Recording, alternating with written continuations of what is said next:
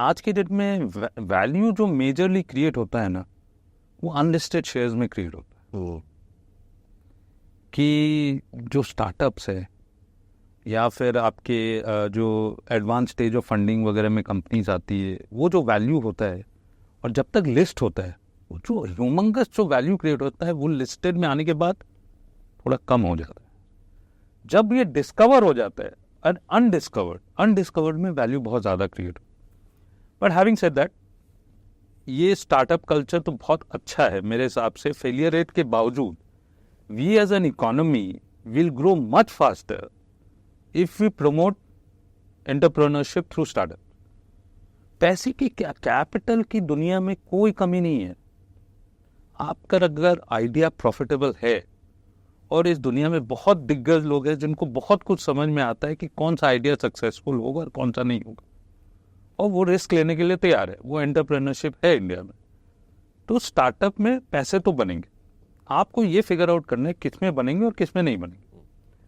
तो मैंने 2 कंपनियों में इन्वेस्ट किया है। जब मैंने इन्वेस्ट किया था तो एक तो प्रॉफिटेबल हो गई, एक अभी तक नहीं हुई। नाम भी आपको बता देता हूँ, एंड बाय द वे कोई रिकमेंडेशन नहीं है। एक तो जोमेटो और एक पेटीएम, और दोनों का एग्जाम्पल बहुत सिंपल है। आप फॉरेन एनेक्डोट्स ले लीजिए, मेटवान, डोरडैश, ये फूड डिलीवरी में है। और बिकॉज एस्पिरेशन है, यंग पॉपुलेशन है, आपको ये फिगर आउट करना है कि फूड ऑर्डरिंग जो एक हैबिट है वो रिवर्सेबल है कि नहीं रिवर्सेबल। मेरे हिसाब से पर कैपिटा इनकम जो बढ़ रही है, ये जो हैबिट फॉर्मेशन है ये इरिवर्सिबल है। ये वापस, मतलब आप ये समझ लीजिए, जो कन्वीनियंस मिल रही है उसके लिए अगर आपको कुछ पैसे खर्च करने पड़ रहे हैं, पीपल विल नॉट माइंड। ऐसा हमको चाइना में मेटवान बता रहे हैं, डोरडैश हमको यूएस में बता रहे हैं, और अभी तो हम कुछ क्रैक हुए ही नहीं है। आप ये देख लीजिए कि स्विगी और जोमेटो 2 ही मेजर प्लेयर है, 50% मार्केट शेयर है। मोटा मोटी दोनों मिला के 150 करोड़ ऑर्डर साल का देते हैं। 70-75 करोड़, मतलब आप ये देख लीजिए 17-18 करोड़ जोमेटो क्वार्टर का देता है। इंटू 4 कर लीजिए आप, 17 इंटू 4 है 68, 70 करोड़। ये मोटा मोटी 70 करोड़, उनका थोड़ा सा कम होगा, स्विगी का 45% मार्केट शेयर है। दोनों मिला के 140 करोड़ ऑर्डर।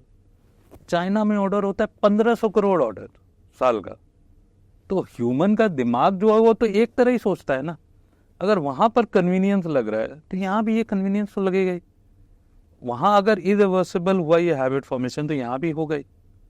तो और ये क्या, economies of scale business, platform business एकदम नॉन लीनियर होता है। कॉस्ट तो आपकी बढ़ती नहीं है, पर रेवेन्यू बढ़ता है तो वो सीधा प्रॉफिट में आता है। आपको ये देखना है कि you must not disrupt your profitable business model by doing something unrelated.